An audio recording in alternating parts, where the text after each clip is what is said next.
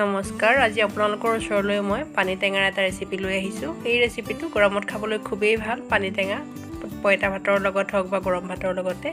আহকচোন ৰেচিপিটো মই কেনেকৈ বনালোঁ আপোনালোকক এবাৰ দেখাই দিওঁ। এইখিনি সৰিয়হ ভালদৰে ধুই লৈছোঁ। সৰিয়হখিনি ধুই লৈছোঁ এইটো কাৰণে ইয়াত বহুত ধূলি বালি থাকিব পাৰে, সেইটো কাৰণে ধুই লৈছোঁ। আপোনালোকৰ সৰিয়হখিনি ধুই ল'ব। ইয়াত 2-4টা বগা সৰিয়হ মিক্স আছে, এইখিনিতে মিক্সিত পিচি ল'ম। এয়া দেখিছে মিক্সিত পিচি ল'লোঁ। এতিয়া ইয়াত প্ৰয়োজন অনুসাৰে অলপমান নিমখ দিম।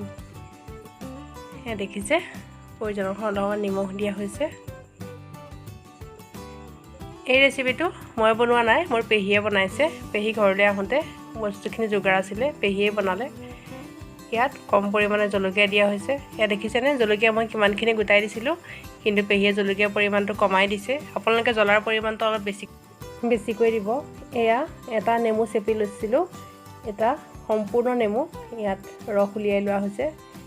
এই নেমুৰ ৰস গোটেইখিনি ইয়াত দিয়া হ'ব।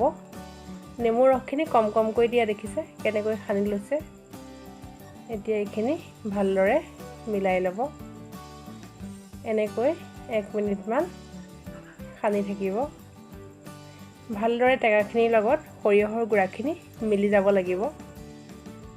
এনেকুৱা নহয় যে বোলে অলপ সানিলোঁ আৰু হৈ গ'ল, তেনেকুৱা নহয়, ভালদৰে সানিব লাগিব। ইয়াত জলকীয়াৰ পৰিমাণটো বেছিকৈ দিলে খাই ভাল লাগে। পেহীয়ে জ্বলা কমকৈ খায় কাৰণে জ্বলাৰ পৰিমাণটো কমাই দিছে। গতিকে জ্বলাৰ পৰিমাণটো আপোনালোকে অলপ বেছিকৈ দিব, তেতিয়া সোৱাদৰ হয়। ইয়াত দেখিছে ধুনীয়াকৈ সানি লোৱা হৈছে। ইয়াত দিব লগা অন্য একোৱেই নাই, খালি নেমু, জলকীয়া, নিমখ আৰু অলপমান মিঠাতেল ব্যৱহাৰ কৰিব। আপোনালোক যদি কোনোবাই মোৰ চেনেলটো নতুনকৈ চাই আছে, প্লিজ ছাবস্ক্ৰাইব কৰি দিব আৰু কাষত থকা বেল আইকনটো দবাই দিব। আৰু যিসকলে মোৰ ভিডিঅ' ৰেগুলাৰ চায় তেওঁলোকে লাইক আৰু কমেণ্ট কৰিব।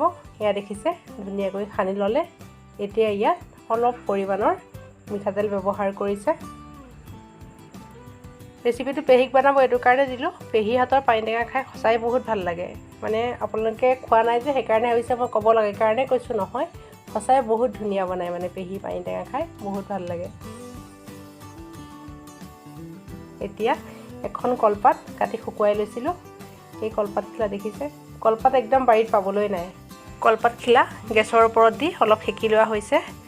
এতিয়া দেখিছে নহয় ইয়াত 2টা টোপোলা ভাগ কৰিছে, এটা মানে পেহীয়ে নিব আৰু এটা আমাৰ কাৰণে। 2টা ভাগ মানে মেৰিয়াওঁতেই কৰিছে। সেই কলপাতখিলাত পানী নহয় দেই, মিঠাতেলহে। কলপাতখিলা একদম শুকান হ'ব লাগিব, পানী থাকিলে এইখিনি পানী টেঙাখিনি বেয়া হৈ যাব।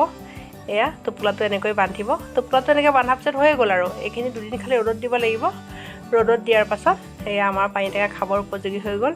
এটা আমাৰ, এটা পেহীৰ। ৰেডি। আজিলৈ আহোঁ।